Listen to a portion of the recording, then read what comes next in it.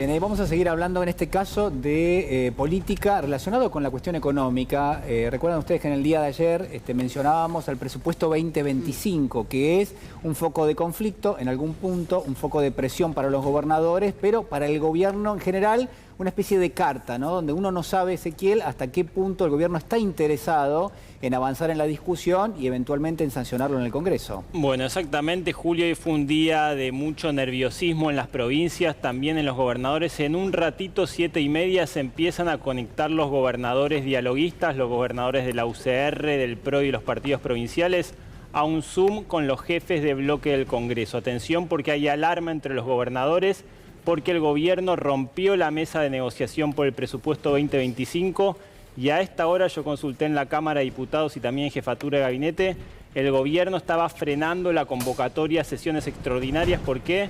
Porque Javier Milei quiere mantener el axioma de hierro del déficit cero. Dijo, no vamos a aceptar las propuestas de cambio de los gobernadores.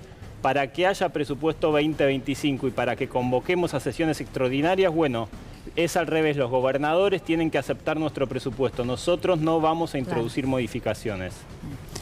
Hay dos elementos que me parecen importantes para mencionar, ¿no? El gobierno está jugando en términos de achicar los giros que les hace a las provincias. Hay una promesa a los gobernadores para eventualmente resolver esto en la figura de la discusión que traza el presupuesto. Ahora, pareciera que el gobierno, casi cuando está por cerrar el acuerdo, dice, bueno, me da la espalda como para tratar de hacer un ajuste adicional, porque finalmente, hablábamos más temprano, los recursos a la universidad pública, los recursos para todo lo que es salud, también los hospitales en general, digo, todo eso se está discutiendo también acá. Bueno, hay un doble juego de la Casa Rosada, ¿no? Porque por un lado amenaza a los gobernadores con la chequera y les dice, si ustedes no aceptan este presupuesto, yo prorrogo de vuelta el presupuesto 2023, y en un escenario que no tendría precedentes, Javier Milei por segundo año consecutivo estaría gobernando sin presupuesto. Claro. Ahora, ¿qué es lo que pasa? Esto no le conviene en principio. Seguro que no le conviene a los gobernadores, porque el gobierno podría disponer discrecionalmente de las partidas, tanto para universidades, para salud, para obra pública,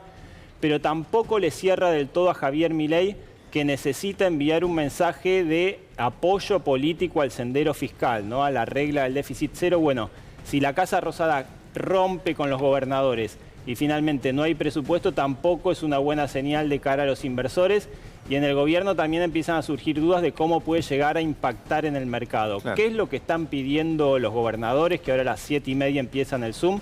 Bueno, tenemos unas placas de cuál es el menú de reclamo de los gobernadores a la Casa Rosada en el marco del presupuesto. El primer punto, bueno, sabido, están pidiendo, hay 13 provincias que están pidiendo el financiamiento del déficit de las cajas previsionales no transferidas.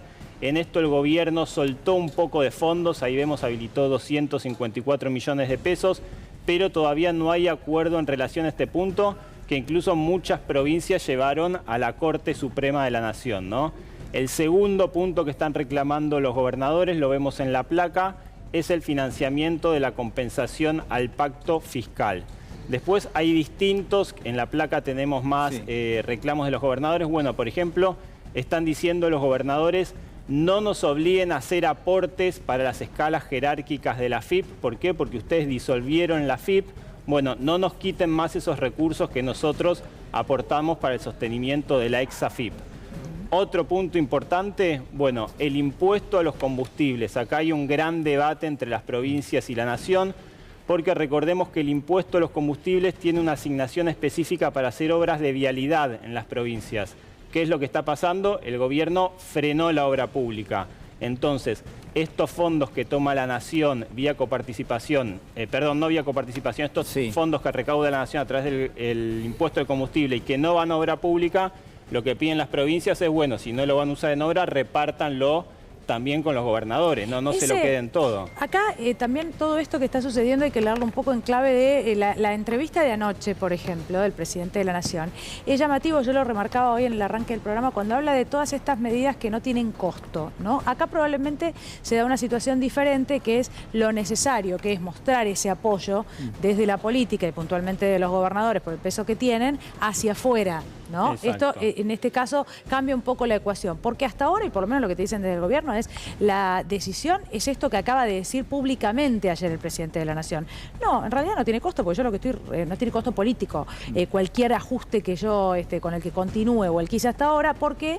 Porque en realidad lo que hice fue recortar privilegios. Esa es su mirada, lo dijo ayer en una entrevista públicamente. Pero la dinámica esa que propones en general, pareciera que al gobierno le funcionó hasta ahora, es decir, a mayor ajuste, mayor respaldo de los mercados, pero en este caso donde necesita que se sancione la primera ley que tiene la administración pública, que es la del presupuesto, cuando el Fondo Monetario, el Banco Mundial... Por eso digo que cambia la ecuación acá, Juli. Ese es así terminaba, digamos, la idea. Claro. Ahora cambia la ecuación y sobre todo respecto a esto que vos mencionás, el fondo, bueno... Le dicen, bueno, ponelo en un papel, y el papel es el presupuesto. Entonces, me parece que ahí eso los gobernadores lo entienden también y están pujando para ver dónde termina. Mira, por si alguno se lo perdió, de esta